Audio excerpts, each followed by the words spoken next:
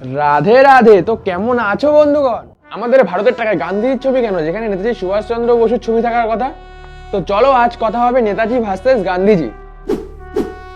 তো যেই মানুষটার জন্য আমাদের দেশ আজকে স্বাধীনতা লাভ করেছে, আমরা স্বাধীনভাবে বাঁচতে পারছি, যার জন্য আমাদের দেশ স্বাধীন হয়েছে, তার ছবিই নেই আজ আমাদের দেশের টাকায়।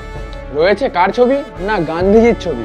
তো আমাদের দেশ স্বাধীনে এনার কৃতিত্ব তো ছিল নাই বলতে পারি। তো আমরা আমাদের স্বাধীনতা গান্ধীজি এবং কংগ্রেসের সত্যাগ্রহ এবং চরম অহিংসাবাদের জন্য নয়, বরং বিশেষ করে আমাদের নেতাজি সুভাষচন্দ্র বোস এবং আজাদ হিন্দ ফৌজের জন্যই পেয়েছি। স্বাধীনতার পর থেকে আমাদের শেখানো হয়েছে, তিনি ইংরেজদের বলেছিলেন তোমরা আমাদের দেশ ছেড়ে চলে যাও। আর ইংরেজরা বলেছিল, তুমি এত করে ভালো করে বলছো, ঠিক আছে আমরা চলে যাচ্ছি, কান্নাকাটি করো না। এই গল্পটা ততটাই মিথ্যে যতটা উইদাউট টক জল ছাড়া ফুচকা খাওয়া। দেখো, গান্ধীজি আর নেতাজির মধ্যে যেই পার্থক্যগুলো ছিল সেগুলো হলো, মানে গান্ধীজির কথা হচ্ছে অহিংসাবাদ, মানে হিংসা দ্বন্দ্ব যুদ্ধ করে নয়, ইংরেজদের কাছে হাত জোর করে ভালোভাবে বুঝিয়ে শান্তিভাবে বলতে হবে যে আপনারা দয়া করে আমাদের দেশ ছেড়ে চলে যান, তাদের কাছে মাথা নত হতে হবে। তো তারা তো দুধ পিতা বাচ্চা, তাই না? তাদের কাছে গিয়ে এরকম কাকুনি মিনতি করবে, তারপরে দুঃখের কথা শোনাবে, শান্তিভাবে তাদের বোঝাবে। আর তারা তো দুধ পিতা বাচ্চা, ললিপপ চুষতে চুষতে বাড়ি চলে যাবে নাকি? আর আমাদের বিপ্লবী নেতাজি সুভাষচন্দ্র বসু, তিনি মহাভারত এবং রামায়ণের গল্প শুনে বড় হয়েছিল। তিনি বেদ ও উপনিষদ থেকে শিক্ষা নিয়েছিল। তিনি রামকৃষ্ণ পরমহংস এবং স্বামী বিবেকানন্দের মতন গুরুর কাছ থেকে ইন্সপায়ার হয়েছিলেন। এবং নেতাজি সবসময় নিজের কাছে একটি ভগবত গীতা রাখতো। তিনি বিশ্বাস করতেন আমাদের ভগবত গীতা এটাই শেখায় যে অন্যায়ের বিরুদ্ধে লড়তে গেলে আর নিজের ধর্মের রক্ষা করতে গেলে কখনো কখনো অস্ত্র ওঠানো খুবই জরুরি।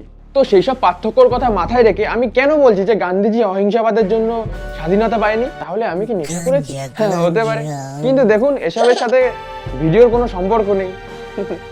দেখো, আমি এটা নিয়ে জ্ঞান দিচ্ছি কারণ আমরা যদি 1942 এবং 1947 সালের মাঝখানের ভারতের ইতিহাসটা পড়ি, সেখান থেকে আমরা কিছু অন্য গল্প জানতে পারি। কারণ গান্ধীজি এবং কংগ্রেসের যেই বড় আন্দোলন ছিল ইংরেজদের ভারত থেকে বের করা, সেটা ছিল 1942 সালে কুইট ইন্ডিয়া আন্দোলন, যেটা 1942-এ শুরু হয়ে 1942-এই হেরে গিয়ে শেষ হয়ে গিয়েছিল।